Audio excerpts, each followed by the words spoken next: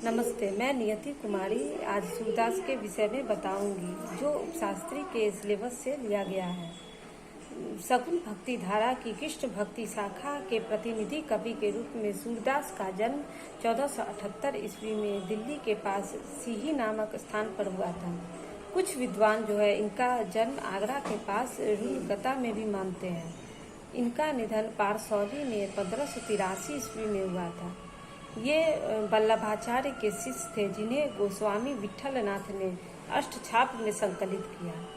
सूरदास ने 3 ग्रंथों की रचना की, सूरसागर, साहित्य लहरी और सूरसारावली।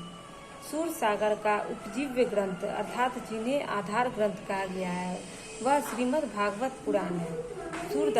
सूरसागर में 12 स्कंध हैं। ऐसा माना जाता है कि इसमें 1.25 लाख पद थे, किंतु अब लगभग 6000 ही उपलब्ध है। भागवत के 10वें स्कंद की कृष्ण लीला ही सूरसागर का मुख्य विषय है। सूरसागर में बहुत सी महत्वपूर्ण पंक्तियां वर्णित है। सूरसारावली में 1078 पद है तथा साहित्य लहरी में 118। साहित्य लहरी में सूरदास ने रीति विवेचन भी किया है। आचार्य रामचंद्र शुक्ल ने भ्रमर गीत सार का संपादन सूरसागर के उद्धव गोपी संवाद प्रसंग को लेकर किया। सूरदास वात्सल्य और श्रृंगार रस के महान कवि अर्थात सम्राट कहे जाते हैं। भक्ति के क्षेत्र में वल्लभाचार्य का साधना मार्ग पुष्टि मार्ग के नाम से जाना जाता है। वल्लभाचार्य के पुष्टि मार्ग में दीक्षित होने से पहले सूरदास एक संत थे जो सभी उपासना सभी भक्ति पद्धतियों को समान भाव से देखते थे। पुष्टि मार्ग में आने से पूर्व सूर पर किसी विशेष भक्ति संप्रदाय का प्रभाव न था, किंतु उनमें ईश्वर के प्रति अनन्यता दिखाई देती है।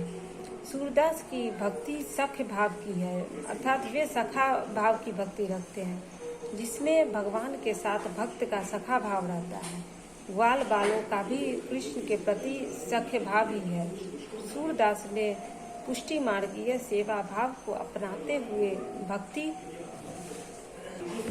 के 3 रूपों गुरु सेवा अर्थात गुरु की सेवा, संत सेवा अर्थात संत की सेवा तथा प्रभु की सेवा को अपनी भक्ति भावना का में स्थान दिया और अपनी भक्ति भावना का प्रमुख विषय माना।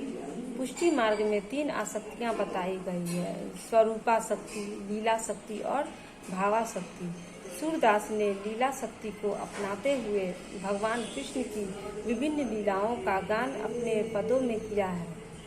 सूर ने भक्ति विभोर होकर गोकुल से लेकर मथुरा तक की समस्त कृष्ण लीलाओं को अपने पदों का विषय बनाया। इन्होंने सख्य भाव की भक्ति को अपनाते हुए भी कृष्ण के प्रति नंद यशोदा के वात्सल्य भाव और राधा एवं गोपियों के दाम्पत्य एवं माधुर्य भाव की सुंदर व्यंजना की है। गोपी लीला के अंतर्गत कृष्ण एवं गोपियों के जिस प्रेम का वर्णन सूरदास ने किया है उसमें उनकी भक्ति भावना पराकाष्ठा पर पहुंची दिखाई देती है। सूरदास की भक्ति भावना निश्चय ही अपूर्व थी। सूर की भक्ति भावना का मेरुदंड पुष्टि मार्ग ही है। भगवान का अनुग्रह ही भक्त का कल्याण करके उसे इस लोक से मुक्त करने में सफल होता है।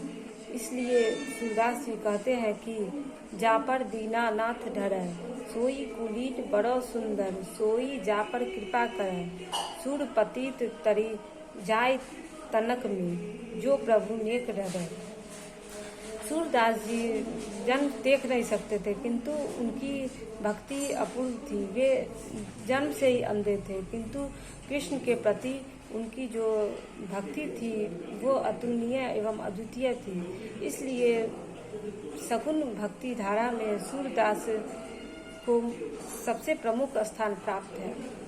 इनकी रचनाओं में कृष्ण के बाल लीलाओं से लेकर राधा और कृष्ण के प्रेम लीला का भी वर्णन है, और जब कृष्ण मथुरा गमन करते हैं तो उस स्थिति में गोकुल वासियों की क्या दशा होती है इसका भी वर्णन इनकी रचनाओं में देखा जा सकता है।